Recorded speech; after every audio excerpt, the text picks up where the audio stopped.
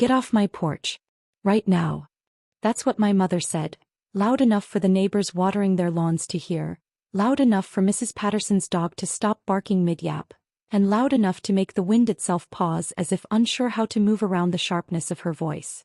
Don't skip this one. If you've ever been betrayed by the people you trusted most, this story will hit deep. Press play and let me take you through it. Every raw moment. For a moment all I did was blink. Not because I was confused. Believe me, I understood exactly what she meant.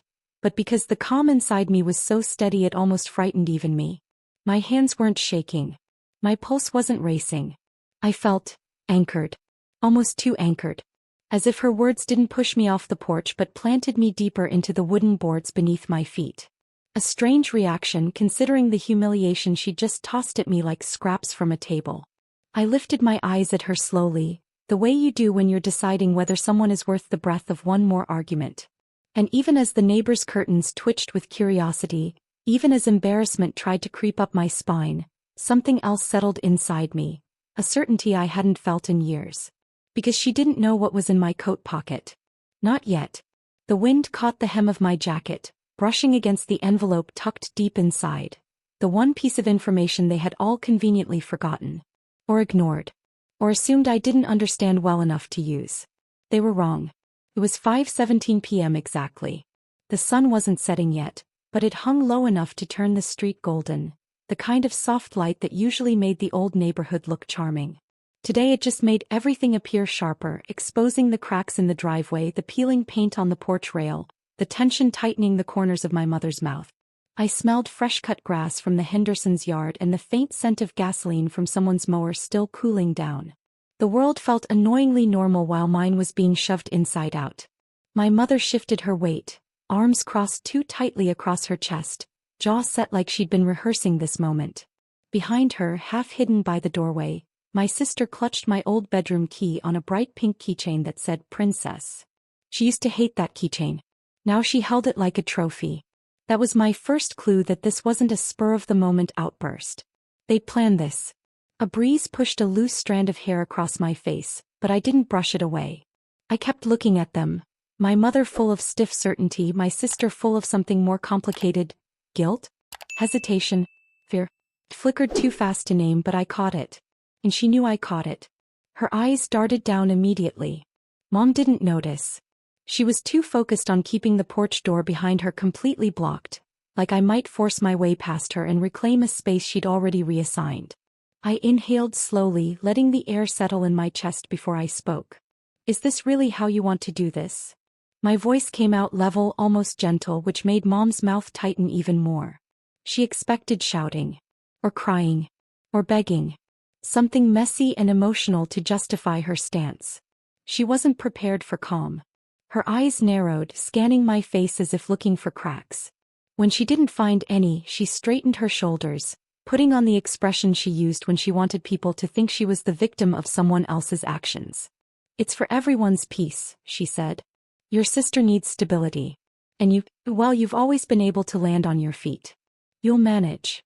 There it was, delivered so smoothly as if she'd been practicing it in the mirror. As if this was somehow a kindness. Behind her, my sister took a tiny step forward, then stopped, reconsidered, and stepped back again. Her shoes squeaked slightly on the tile. She flinched at the sound, glanced at Mom for approval, and then looked anywhere but at me. I noticed every detail. Always have. They just never realized how much. The porch boards creaked as I shifted my weight. Someone across the street closed their car door too hard, making everyone on our side of the block glance up. Except Mom. She stayed laser-focused on me, determined not to lose her momentum. The air between us tightened. My mouth felt dry, not from fear but from the effort of holding back everything I wanted to say. There was a heaviness behind my ribs, not sadness. No, sadness had burned itself out long ago, but something older, deeper. A disappointment I couldn't even pretend was new. I let out a long breath, and the exhale made my mother frown as if I'd done something disrespectful. That was always her way.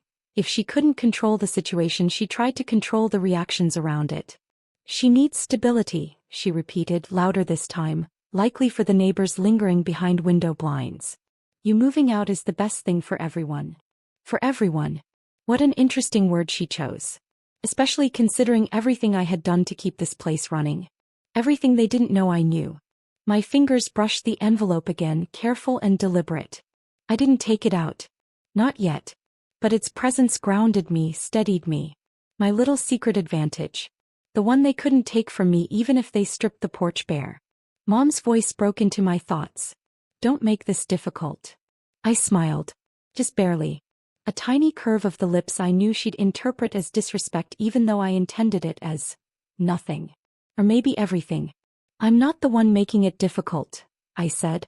Her cheeks flushed. She didn't like being challenged, especially not in public and especially not by me. The quiet one, the steady one, the one who always held the family together even when no one bothered to ask how I was holding myself together. My sister shifted again, her grip tightening around the key. The metal clicked faintly against the plastic. A little sound swallowed almost instantly by the hum of a distant lawnmower. Still it echoed in my chest. You don't have to do this, I added softly, but not for Mom's sake. For hers. My sister opened her mouth, but Mom shot her a look sharp enough to slice. She closed it immediately. That told me everything. I glanced past them into the dim hallway, noticing something I'd missed earlier. 3 trash bags piled near the stairs. My things. Or what was left of them. Stuffed carelessly, some of the bags sagging as if something fragile inside had already cracked. A pair of my old slippers poked out the top of one, the ones my sister gave me 2 Christmases ago before everything shifted.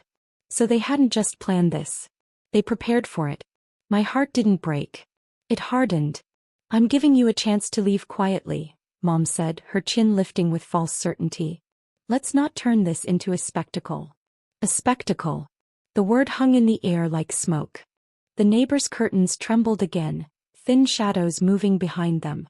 The sound of boots on gravel came from somewhere to my right. Someone walking their dog, pretending not to watch. The street lamp buzzed softly, even though it wouldn't turn on until dusk. Everything felt too still, as if waiting for my reaction. So I gave them one they didn't expect. I stepped forward. Just one small step. But enough for Mom to instinctively back up, her hand tightening around the doorframe for support. Move, I said, but not loudly. Not angrily. Just firmly.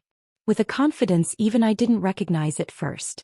Her eyes widened, not in fear but in disbelief, like she couldn't imagine I'd dare speak to her with anything less than submission. My sister whispered, Mom. But Mom ignored her. This is my house, Mom snapped. And there it was, the first lie of the afternoon. A tiny crack, but a crack nonetheless. Rage didn't twist in my stomach. What twisted was clarity. Cold, sharp, precise clarity that comes only when someone finally says something so untrue that your mind clicks into place like a locked door finding its frame. I looked at her, letting the silence stretch. Letting her see the understanding in my eyes. Letting her feel the shift she couldn't name yet. Because she didn't know what was in that envelope. Not yet. The neighbors were still watching. The sky was slipping slowly into early evening amber. A bird landed on the mailbox, tilted its head, then flew off again as if even it sensed the tension. Everything in me steadied. Is that what you think? I asked. Mom opened her mouth to answer. And that's when it happened. The screen door behind her swung open. Hard. My sister gasped. Mom jerked to the side. And there he stood. Not saying a word. Not looking at me. Just holding something in his hand. Something I didn't expect to see today. Mom's face drained of color. My heart beat once. Then again slower. I felt the shift before anyone spoke. And that's where it all began. And where this section ends. The moment he stepped out and stood behind my mother. Silent, stiff, holding that crumpled piece of paper. Something in the air shifted. It wasn't dramatic or loud. It was quieter than that, almost like the house itself exhaled a truth they'd been trying to hold in. My sister's hand flew to her chest and my mother froze in place, blocking me from taking even a guess at what he was holding. What are you doing? She snapped at him, her voice cracking in a way that wasn't aimed at me for once. She reached behind her, trying to push the door closed, but he kept his hand braced against the frame. I didn't speak. Not right away. I just watched. Because in that moment, there was something familiar about the way he held that paper. Tight, uneasy, almost guilty. And I knew, without needing to see the text, that whatever he'd discovered wasn't supposed to surface today. Maybe not ever. My mother finally managed to wedge her shoulder between him and the door, pressing hard enough to force him back into the hallway. The door slammed shut, leaving just the two of us on the porch again. Her breath came out shaky and she turned to me with a smile so forced it looked painful. "Don't mind him," she said, waving her hand like she was dismissing a child acting out. "He doesn't understand what's going on." There. That was the lie. The quick, automatic. A lie she expected me to swallow like all the others. But I'd seen his expression, how his eyes darted from the paper to me before Mom shoved him inside. There was fear there, and not the kind caused by confusion. Fear caused by guilt. Fear caused by knowing something had gone too far. I crossed my arms, leaning against the porch post, not confrontational, just steady. "What doesn't he understand, Mom?" She blinked once. A tell. A small one, but after years of being the family observer, I knew every tiny twitch her face could make. "Nothing you need to worry about," she said. "Let's stay focused. You leaving? That's what we need to handle first." Handle. The word made me want to laugh. Like I was some chore she was trying to check off a list. I stayed quiet again, letting her fill the silence the way she hated doing. And sure enough, she rushed into the next sentence too fast. "This has nothing to do with that letter he was holding," she said. There was another lie. One she didn't even hide well. My stomach tightened, not in fear but in confirmation. If she was lying now at the surface level, it meant there was something much deeper she was trying desperately to keep buried. Inside the house I could hear muffled voices. My sister's soft, hurried whispers and his deeper, anxious responses. Cabinets opening. Footsteps pacing. The uneasy sound of people scrambling to cover evidence they didn't prepare to reveal today. The neighbors had mostly drifted away by now, but I knew better than to think they weren't listening through windows. This street thrived on whispered stories and half-truths. And apparently so did my family. Mom stepped closer, lowering her voice like she was about to share a sensitive confession, but her eyes never softened. "I need you to trust me," she said. Trust. Another word she used only when she was cornered. "Is that what you've been doing?" I asked quietly. "Trusting me." She flinched, and that tiny reaction told me more than any full confession could. She reached for my arm, but I moved slightly, not a dramatic step, just enough for her hand to miss. Her fingers curled into a fist at her side. "You're being dramatic," she hissed. "We're just trying to make this transition smooth. For everyone." Everyone. There was that word again. Before I could respond, the front window squeaked. I looked over Mom's shoulder in time to see my sister pulling the curtain back just a little too far before letting it drop. She panicked and ducked away from the glass like I hadn't already seen her. I took another slow breath, steadying myself. "What aren't you telling me?" I asked. Mom froze. For 1 second, one honest second, her face said everything she wasn't ready to say out loud.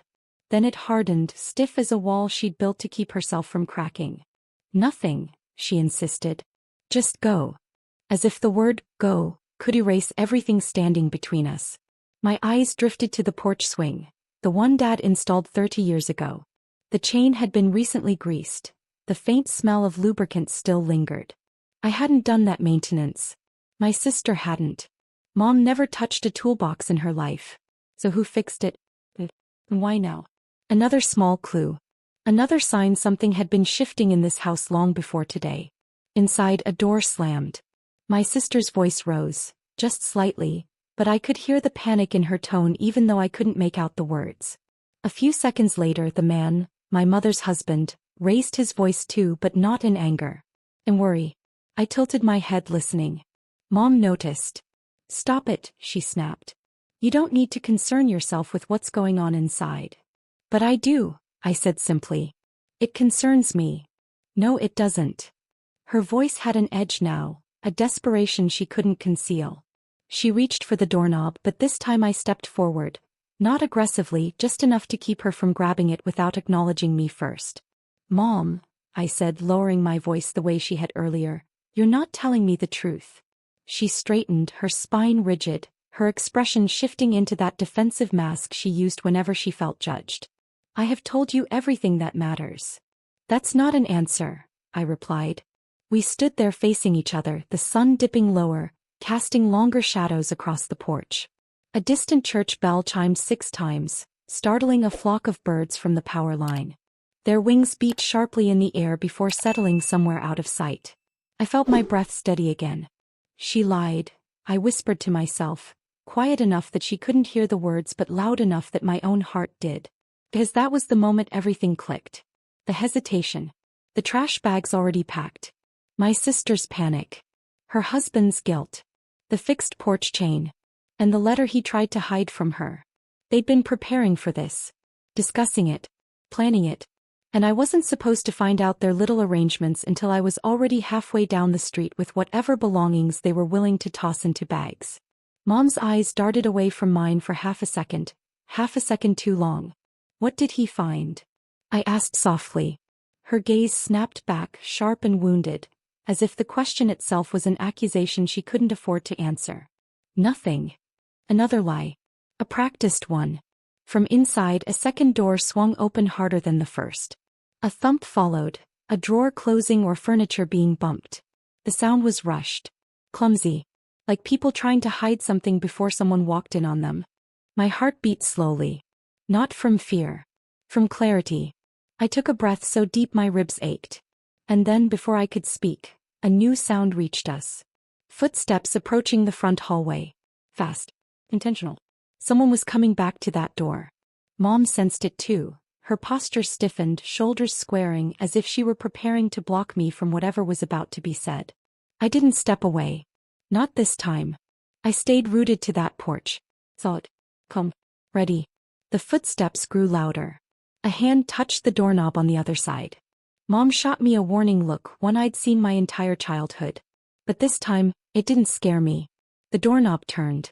The door began to open. And what came next was something none of them planned for. Something they couldn't shove behind a lie. Something they were finally going to have to face. I didn't look back as I stepped off the porch, but I could still feel my sister's eyes on my back. Nervous, unsteady, almost jittery. That thin tremble in her voice, the one she tried to hide behind a fake laugh, had told me more than anything she'd said. And the way Mom had folded her arms so tightly across her chest, as if holding something in, gave her away even more. They weren't just pushing me out in the heat of the moment. They had arranged this. Discussed it. Practiced it. And as I walked to my car, their hushed voices drifted after me. Just soft enough to pretend I shouldn't hear, just loud enough to make sure I did. I reached the driver's seat and sat down slowly, keeping my hands still on my lap. My breath came out uneven at first but then settled into a calm rhythm. It was the kind of calm that comes after a long storm. Quiet but sharp. The kind that lets you see things clearly. The kind that helps you decide what needs to happen next. I didn't drive off right away. Instead, I lowered the window a few inches, letting the late afternoon air drift in. It carried the faint sounds of their voices. The shifting of feet on gravel, the nervous clearing of a throat, the whispering that always came when they thought they'd won some kind of victory. I wasn't angry in that moment. Not yet. What settled over me instead was clarity. A strange, steady understanding of how things had been turning long before today. I finally backed out of the driveway, watching as the house, my house, the one I paid for, grew smaller in the rearview mirror. My hands didn't shake. My heart didn't race. If anything, I felt lighter, as though something had snapped free inside me. But clarity didn't mean I wasn't hurt. I was. Deeply. And hurt has a way of making old memories crawl out from their hiding places. I didn't go far. I drove to the small parking lot behind the grocery store 2 blocks away. The same store where I'd bought their favorite snacks, their shampoo, their coffee, because Mom liked the expensive brand, and my sister couldn't handle the cheap stuff. Funny how habits become so normal that you don't even notice when they're draining you. I parked beneath a tree, its branches stretching heavy with early summer leaves. The shade was comforting and the car's engine ticked gently as it cooled. I sat there for a long moment, letting the quiet fill the space around me. The grocery store's back alley smelled faintly of old cardboard and someone's earlier lunch break, but it didn't bother me. I needed the silence more than anything.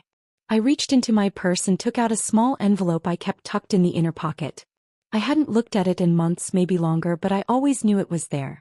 Inside were copies of bills, electric, water, gas, insurance, every one of them with my name on it. Not Mom's. Not my sister's. I'd been the one keeping that house powered, cooled, insured, and safe. And not once had either of them offered to take even one of those responsibilities. I traced my finger along the ink of the electric bill, feeling that familiar pinch of irritation tightening at my ribs. But underneath it, something else stirred. Something steady. A reminder that I had leverage they didn't even remember existed. They thought pushing me out meant getting rid of me. But they'd forgotten what they depended on. What they assumed would always be there. I put the envelope back into my purse and closed it, the snap locking shut with a soft but satisfying click. After a while I drove to the library, not because I needed to check out anything but because it was quiet, open and familiar. I'd spent plenty of afternoons there over the years, tucked into a corner chair by the window while my sister stayed home resting, or thinking, or trying to figure herself out. Funny how figuring herself out always involved me covering her responsibilities. I walked inside and took a seat near the back, where the hum of the old air conditioner mixed with the soft creak of wooden chairs. A couple of older gentlemen played chess near the next row, their quiet murmuring a comforting backdrop. Grounded me, calmed me, and it let my mind work. I took out my notebook, the same one where I wrote grocery lists, budget notes, small reminders. I flipped past the mundane pages until I reached one that was mostly blank, except for a small note at the top. Don't forget who actually signed what. I had written that after a small argument months ago, when my sister insisted she handled the house stuff too. I'd known better. But that day I'd reminded myself to look into every document just in case. And I had. Thoroughly. I pulled a pen from my wallet and began making a list, the columns forming clean, deliberate rows. I wrote down each account. Electric, water, gas, insurance, property records. Next to each one I wrote the same thing. My name. The responsibility she never asked about is the responsibility she never appreciated.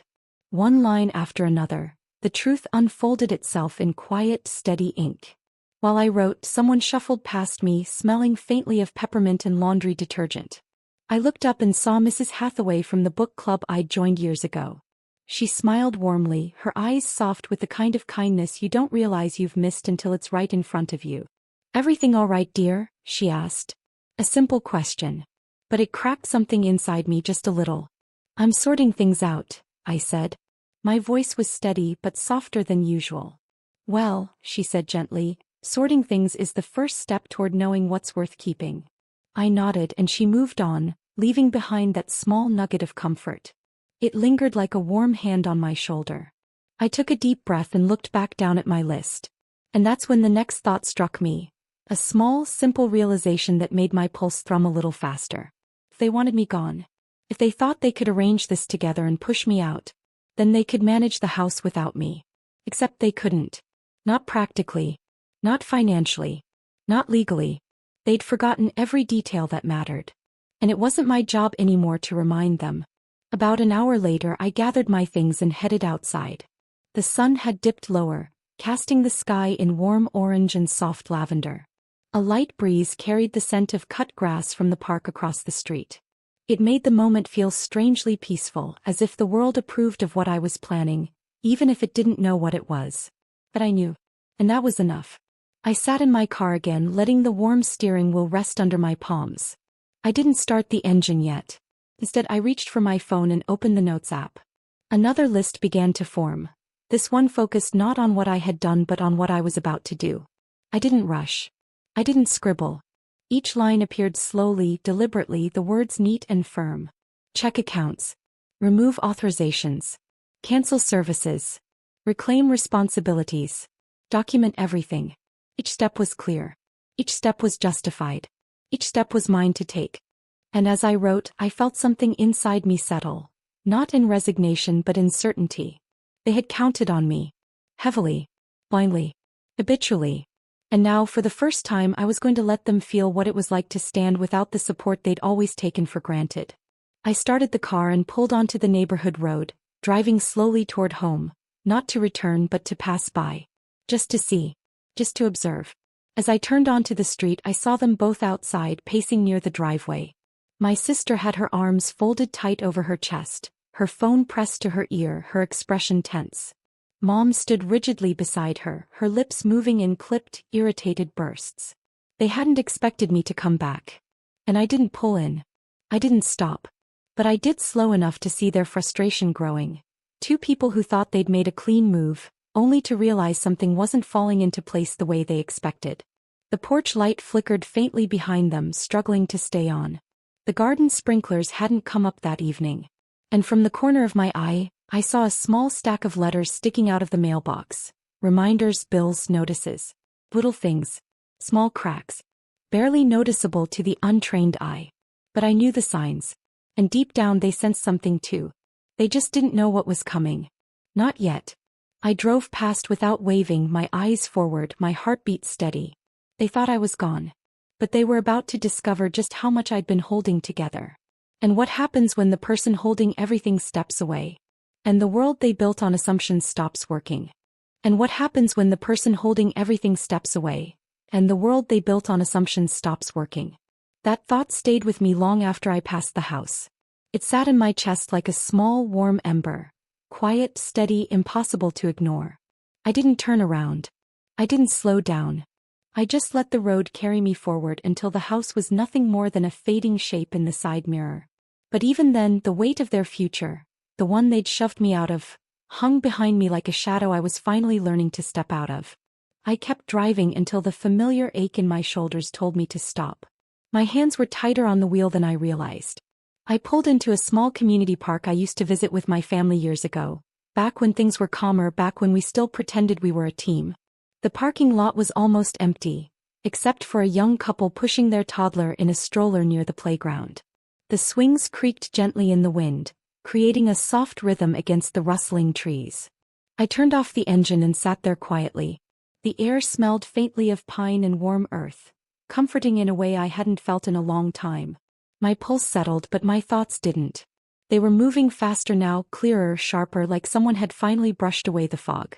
I reached into my purse again and pulled out that envelope, the same one I'd tucked away months ago, the same one I'd reviewed in the library hours earlier.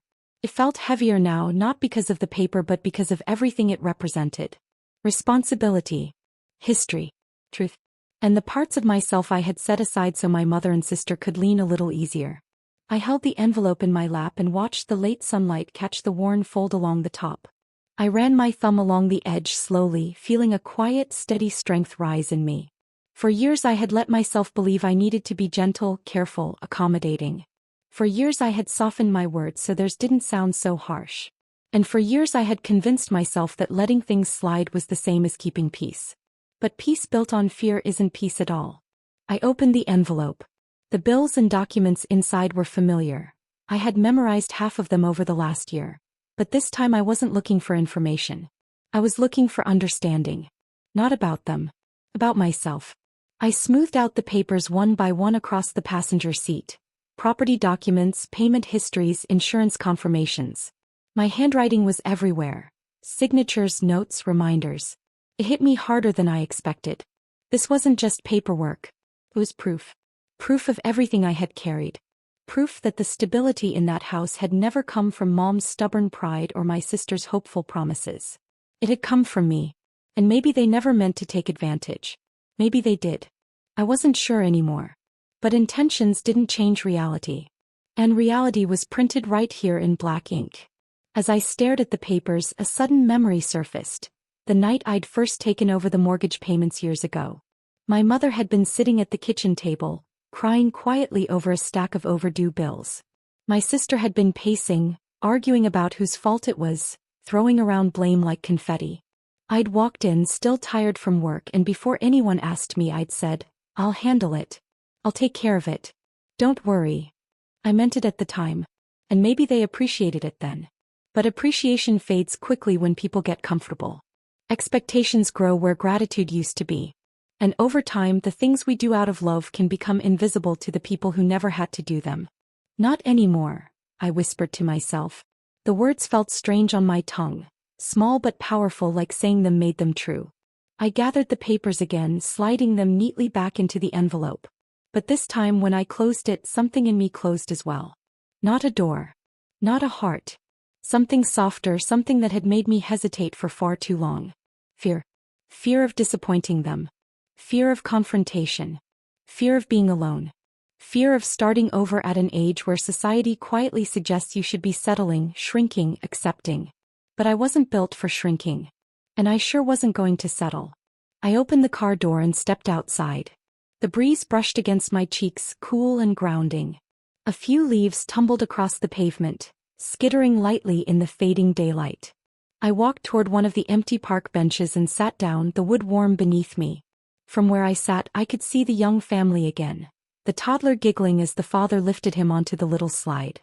The mother clapped softly, smiling. It was such a simple moment, but somehow it made my chest ache in a different way. Not from jealousy, but from remembering when things used to be less complicated. When people tried. When words meant something. I pulled my phone out of my purse. There were 3 missed calls from my sister. 2 from Mom. No voicemails. Just silent attempts. Little signals of panic wrapped in pride. They wouldn't leave messages because that meant admitting something was wrong. And nothing was allowed to be wrong unless it was my fault. A part of me wanted to call back. Old habits tug hard. But another part, the part that had been growing stronger all day, kept my thumb away from the screen. Instead, I opened my text messages and started a new note, not to send but to think. A way to let my thoughts breathe. If they had told me the truth today, things would be different. I typed that first. Then, they pushed me out because they thought I had nothing left to hold on to. And finally, but the papers say otherwise. I stared at the words for a long moment, feeling their weight. They weren't dramatic. They weren't emotional. They were just true. A small rustling sound behind me made me turn slightly. An older woman, maybe in her 70s, was walking slowly along the path with her cane. She had a gentle sway to her steps, steady but cautious. She paused near my bench and offered a warm smile. "Lovely evening," she said. "It is," I replied softly. She gave me a knowing look, the kind only older women seem to master. The kind that sees more than you say. "You look like you're thinking through something important." I let out a short breath. "Trying to," I admitted. She nodded. "Hard things have a way of telling us what we should have admitted long before," she said. "But the moment you finally see the truth, well, that's when you get to decide who you're going to be after it." Her words hit me deeper than she could have known. She continued walking, her cane tapping gently on the pavement. I looked back down at the envelope in my hands. The truth wasn't just that I had been paying for the house. The truth wasn't just that they had lied earlier. The truth wasn't even that they had planned to push me out. The real truth, the one that broke the last piece of my fear, was that I didn't need them the way they needed me. And they had never prepared for that possibility. Suddenly my phone buzzed in my hand. A text from my sister appeared. "Mom says you need to come back and talk. Something's happening with the house." Just one line. Direct. Rushed. Hidden. I read it twice slowly. Then once more. The breeze grew stronger, brushing the hair from my forehead. The sky deepened into shades of gold and mauve. Somewhere behind me, a dog barked in the distance. I closed the message without responding. Not yet. Because whatever was happening with the house was happening for one reason. They had pushed me out of the only place I had held together. And now they were watching everything unravel. I stood up from the bench and took one more look at the quiet park. The children laughing, the trees swaying, the world continuing in its calm, steady rhythm. Then I slipped the envelope back into my purse, feeling its weight settle like a final answer. The truth inside it had changed everything. And this time I wasn't going back as the woman they expected. I was going back as the woman who finally understood exactly what power she held. I was going back as the woman who finally understood exactly what power she held. That truth sat steady inside me as I drove toward the house, the streetlights flickering on one by one like a quiet escort through the dusk. The evening air had cooled, carrying the faint scent of someone's backyard grill and the soft hum of insects that always came out at this hour. I rolled down the window, letting the breeze settle my heartbeat. I wasn't nervous. Not this time. What I felt was something colder, calmer, like a lake just before sunrise. As I turned onto the street, I saw their silhouettes through the front window. My mother was pacing. My sister sat rigidly on the couch, her hands twisting a dish towel she must have grabbed in a hurry. Even from outside, I could see tension shaping their bodies like heavy ropes pulled too tight. The house looked different now. The edges of it sagged in ways they never noticed when everything worked smoothly. A porch light flickered weakly overhead, struggling, failing, then glowing again in an uneven rhythm. I parked in the driveway and stepped out. Their faces appeared at the window. My sister's widened in something like relief. My mother's tightened with something between relief and frustration, because asking for help meant admitting she needed it. I walked up the steps without rushing. Every plank under my feet felt familiar, and yet nothing about this moment felt like home. When I opened the door, they were both standing in the living room, waiting like they weren't sure how to greet me. My mother spoke first. "We need to talk. Things are happening." I closed the door behind me softly. I figured. Her eyes flickered, uncertain. That alone told me everything. My sister stepped forward. The power went out again. The water's barely a trickle. And the insurance company said something about— She hesitated, swallowed. About missing paperwork. I nodded slowly. Yes. That would make sense. They exchanged a look. One I had seen many times but never with this edge of fear in it. My mother crossed her arms. "What did you do?" I almost laughed, not loudly, not mockingly, just a quiet, tired breath of disbelief. "I stopped doing what you assumed I'd keep doing forever." My mother frowned. "Don't talk in circles." "I'm not." I walked past them into the kitchen and placed my purse on the table. I removed myself from accounts that were only in my name. Electricity. Water. Insurance. I stopped paying the mortgage. I paused, letting the weight of those words settle. Because it was never yours to depend on without asking. My sister looked pale. "But, you can't just— Everything was working." "Because I made it work," I said evenly. "For years."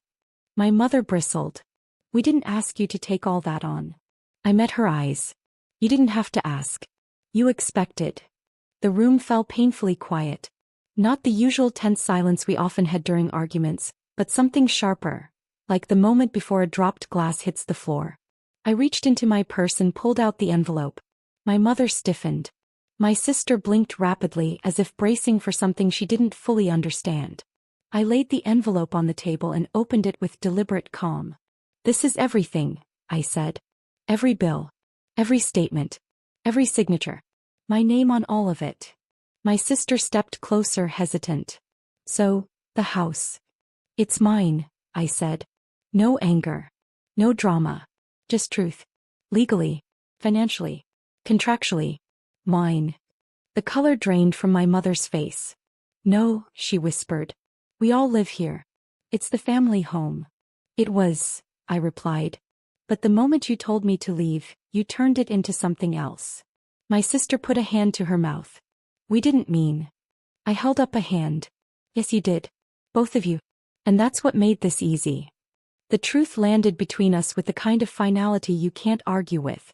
I could see it in their faces. Shock first, then dawning realization, then the heavier emotion beneath. Fear. For the first time in a very long time, they understood what I had been carrying. My mother sank into a chair, her voice suddenly small. "Where does that leave us?" I slid the envelope toward her. With honesty. She stared at it like it was a verdict. Maybe it was. I continued. "I'm not kicking you out. I'm not taking revenge in the way you think. But I am doing something I should have done years ago." My sister's voice trembled. "What's that?" "Drawing a line." And for the first time, silence didn't feel like a threat. It felt like clarity. I walked through the house, touching the edges of the furniture, the walls, the frames, things I had dusted, repaired, paid for, protected. Not out of obligation, but because I believed family meant responsibility. Care. Effort. But responsibility without respect becomes servitude. And care without reciprocity becomes exhaustion. I reached the hallway, and that's when I noticed the box. A small cardboard box half filled with my things. Photographs, books, a sweater I wore often. My sister must have started packing them before everything fell apart. She appeared behind me, quiet. I thought you weren't coming back." I didn't turn around. "I know. I shouldn't have touched your things," she whispered. "No," I said gently. "You shouldn't have." Another silence, this one heavier but cleaner somehow. I picked up the sweater from the box and folded it neatly. Then I picked up the photograph of Dad, our father, who used to say, "Take care of each other. One day you'll need each other more than you think." And maybe that was true. But care doesn't work if only one side carries the weight. I placed the photo back in the box. "I'm going to pack the rest myself." My mother appeared in the hallway, leaning on the wall. "You're leaving?" It wasn't a question. "Yes," I said. Because for the first time I'm choosing me. Her eyes filled, not with anger but something sadder. Something real. We pushed too hard. Yes, I said softly. You did. Can we fix it? She asked. I paused, thinking carefully. Maybe. But not by pretending nothing happened. And not while I'm still living here as the person who holds everything together. I need space. You need responsibility. My sister wiped her eyes. So you're taking the house? I shook my head. No. I'm signing it over. They both stared, stunned. Why? My mother whispered. Because I don't want a house built on resentment. I want peace. I took a breath. But with the condition that everything from here on out is in your names. Your bills. Your responsibilities. Your choices. My sister swallowed. We can't afford that. You'll learn, I said gently. The same way I did. My mother's voice cracked. And you? I'm moving somewhere small, I said. Somewhere quiet. Somewhere that doesn't ask me to shrink. They didn't argue. They couldn't. The truth had already reshaped the room. I packed slowly, deliberately, taking only what belonged to me. Not just objects but the parts of myself I had buried. Faith. Boundaries. Self-respect. When my last bag was zipped, I walked to the door. My mother and sister stood together, not united but humbled. I placed the house key on the entry table. This was never just a home, I said. It was a weight. And now it's yours to carry. My mother nodded, tears slipping down her cheek. My sister whispered, I'm sorry. I know, I said. But I'm not coming back. The evening air greeted me as I stepped outside. The sky was deep blue now, dotted with the first few stars. I took a long breath and felt something inside me loosen, something that had been tight for decades. I walked down the steps, across the driveway and into my future. Not carrying them. Not carrying fear. Just carrying myself. At the car door I looked back one last time, not to say goodbye but to acknowledge the life I was finally leaving behind.